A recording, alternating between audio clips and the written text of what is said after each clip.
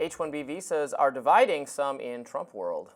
On one side, tech bros like Elon Musk and Vivek Ramaswamy. They are advocating for more foreign tech workers through the H-1B visa process. These visas allow companies to hire highly qualified and often cheaper labour than what is found domestically. Many tech companies depend on this category of worker.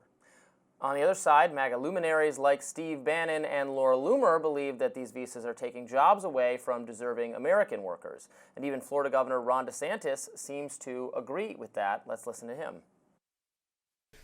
We've got some big problems with some of the legal immigration programs that we have. I mean, we've seen this H-1B program, how companies will bring in H-1B, the Americans train the H-1B, and then they fire the Americans and hire the H-1B. How would that even remotely be acceptable? So, is the program broken? Can it be fixed? Should the US end it? To break all this down, we have Daniel Di Martino, Graduate Fellow at the Manhattan Institute. Welcome to Rising, Daniel. Thanks for having me. So basically, I mean, you are, I would say, an advocate for the general principle that underpins the H-1B visa. That would be correct. You would have more in common with the pro-H-1B side than the anti. Can you just pad that out a little? Well, I would say that there's been just a lot of misconceptions about this debate in general, and a lot of people talking about things that they really only read about probably last month.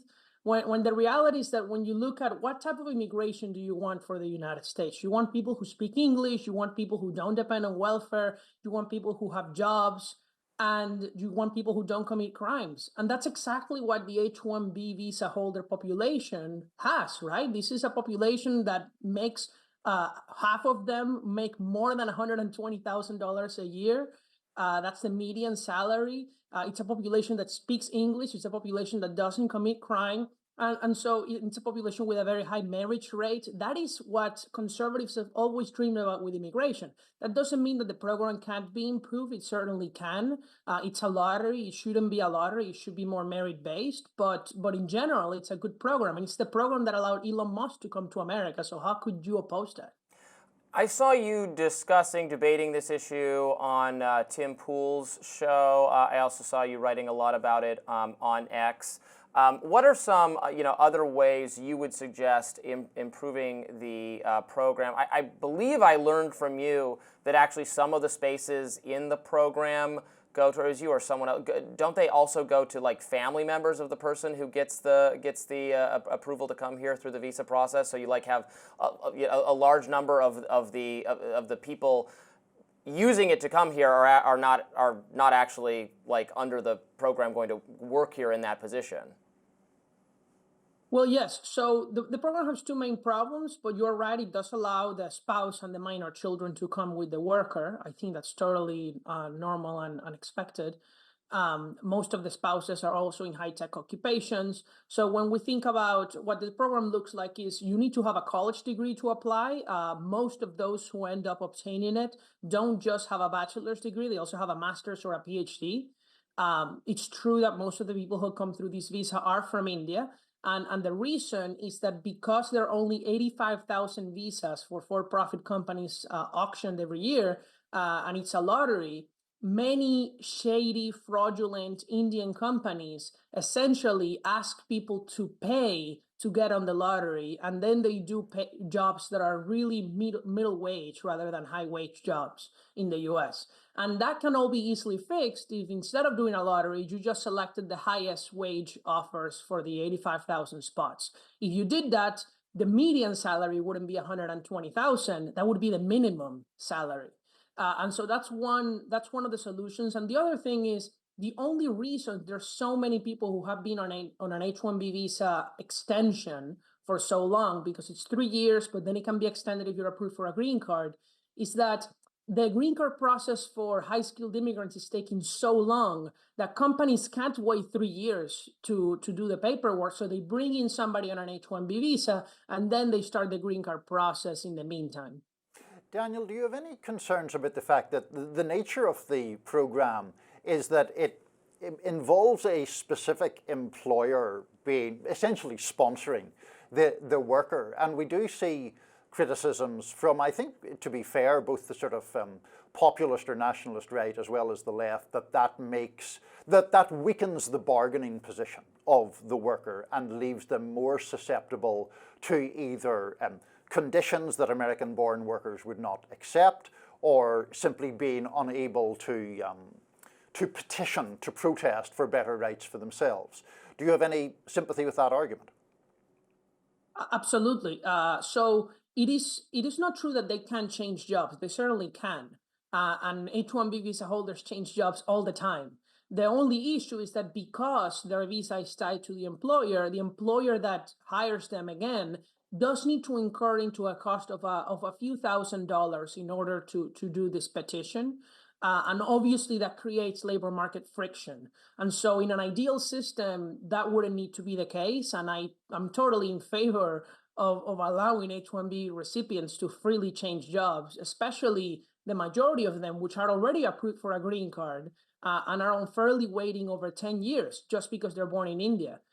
Because of the caps on green cards for high-skilled workers. So, if you were to allow the highest paid people to just go for a green card directly rather than an H-1B visa, you would solve this employer dependency issue. In this debate that is taking place on the right, I've seen a lot of the kind of right populist, more NatCon people that you and I are often debating say, well, this visa is not good. The kind of visa program we want is the O1 visa for like super genius people to come here, the real elite, brilliant Elon Musk type or Albert Einstein type people. They can come in under that program. And the problem I think I have with that program is if you look at it, it involves a great deal of subjectivity on the government's part of trying to determine who is a genius, like considering how many papers you've written, how much notoriety you have.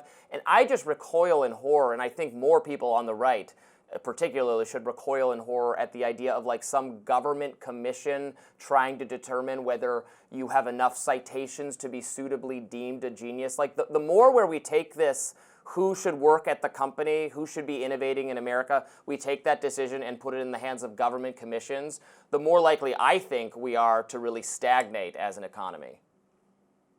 Well, and look, people talk about Einstein and Musk. Neither Einstein or Musk came to America on a no visa. Elon Musk had an H-1B visa. He didn't qualify for a no visa. You cannot identify young talent who hasn't become exceptional or extraordinary yet on the O visa, but you can on the H-1. And then the other issue is that Einstein came to America before even the O visa existed. We're talking about the 1930s. And where there wasn't, anything, where in fact people like him who were Jewish weren't even allowed to come in the first place to the United States. So, we have immigration restrictions for a reason. I think those reasons should be that the immigrants are going to cost the government money, they're going to commit crimes, and there's so much of that even in the legal immigration system. We have chain migration, we have a lottery based on your country of birth, the diversity lottery, that's literally DEI in the immigration system, and people are upset about workers who speak English and make money and don't commit crimes, who are sponsored by highly prestigious companies to work for them. I just don't understand the priorities of these influencers. And another thing that upset me about this is that they're sharing these things on the database online, the LCAs, right? They say, oh, there are cashiers on H-1B visas, or there are janitors on H-1B visas, when it's not true. First, that database is of applications for work visas, not approvals. And second, it's for the H-2B visa, which is a different visa category altogether, which, fine, we can criticize it. I'm not a fan of it, but it's not the H-1. Daniel Di Martino, thank you so much for joining us to go over some of that information. We really appreciate it. To you.